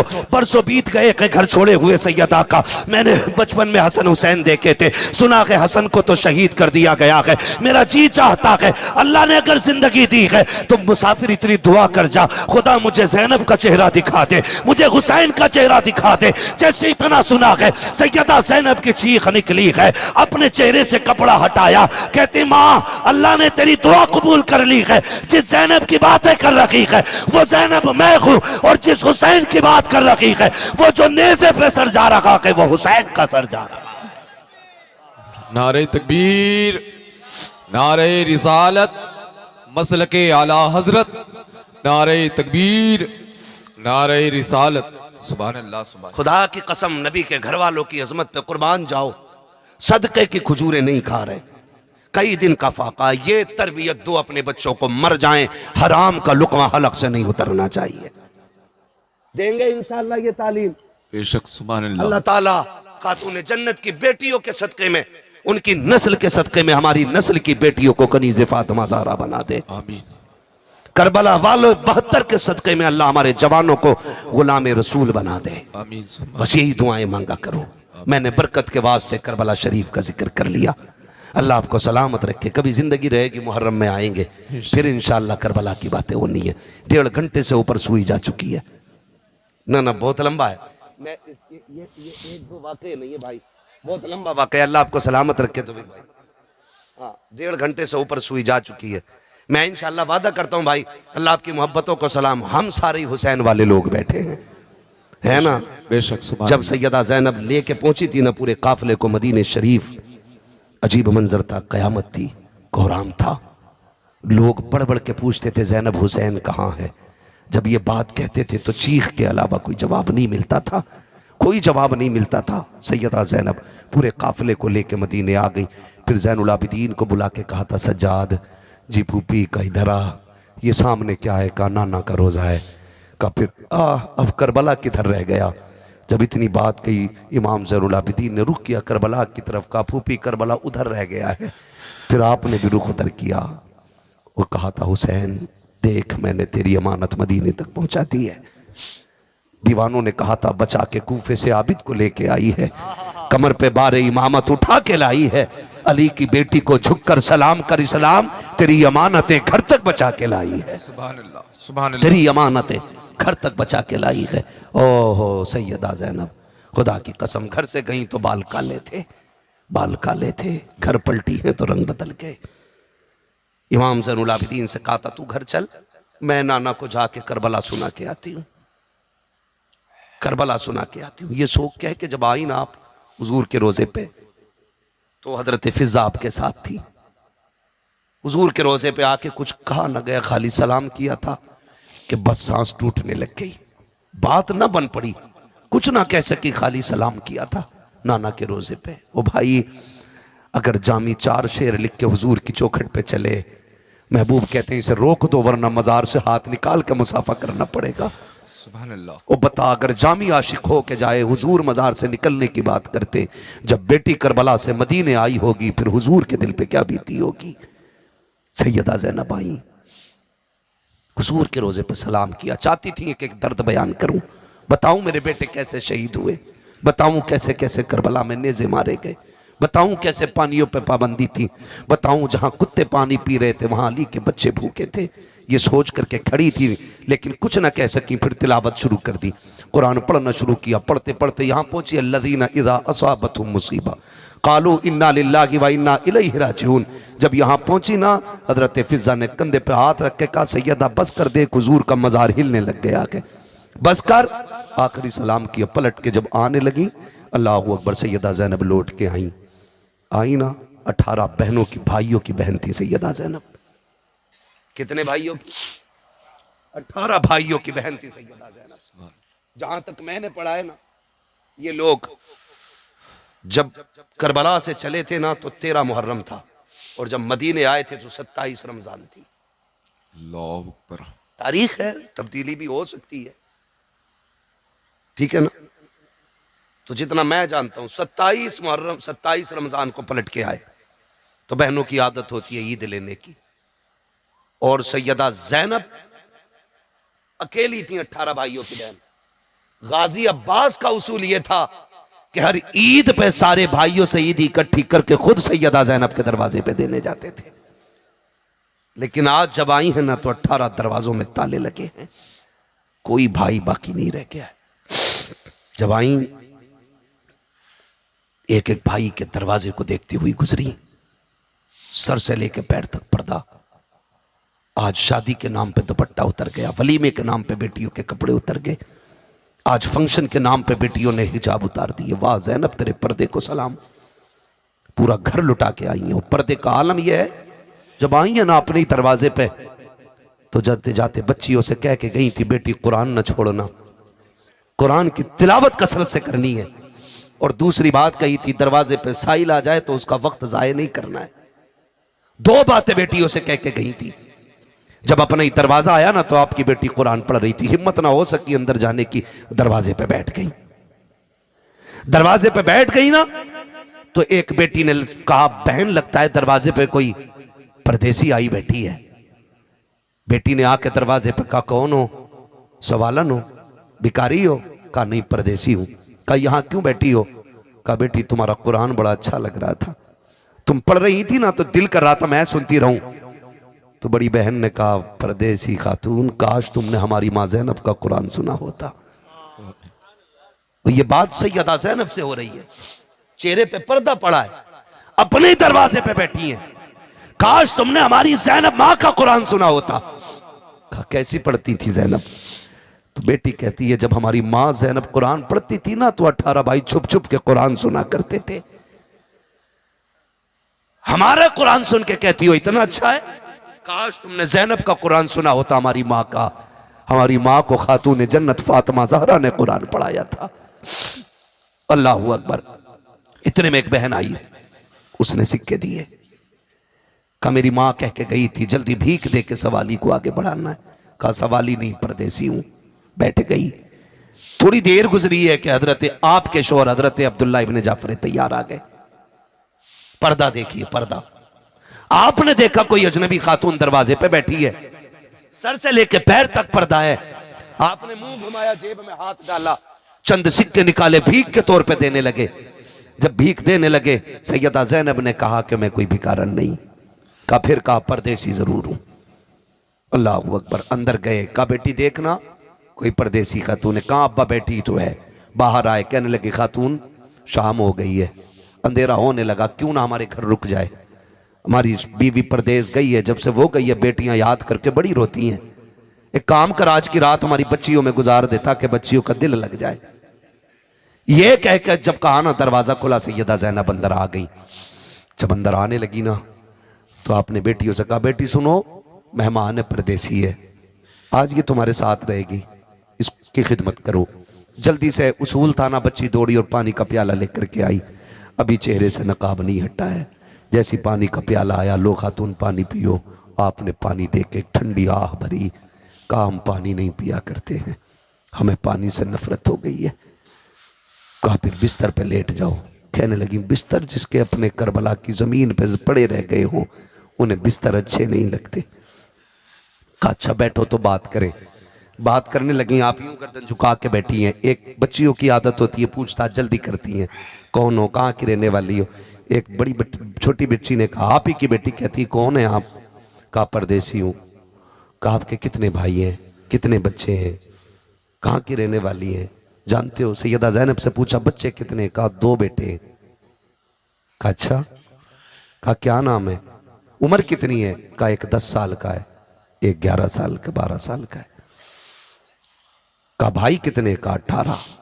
जब 18 भाइयों का नाम आया तो उसने कहा लगता है कोई परदेसी नहीं, मां आ गई है। कहा रब में 18 भाइयों की बहन सिर्फ हमारी ज़ैनब है और कोई नहीं। कहा जरा खातून सर से चेहरे से नकाब तो हटा। जब सैयदा ज़ैनब ने नकाब हटाया, बेटी की चीख निकल गई। कहा बहन देख कोई परदेसी नहीं है, मां आ गई है। दौड़ करके आई, बालों की सफेदी देखी, चेहरे की झुर्रियां। बड़ी बहन पीछे हट गई, ये मां नहीं हो सकती है, हमारी माँ के बाल काले थे, इसके सफेद हैं। माँ की चीख निकली। कहा बेटी बाल मेरे भी काले थे, लेकिन बेटे के दुख ने सफेद कर दिए, भाई के जनाजे ने सफेद कर दिए।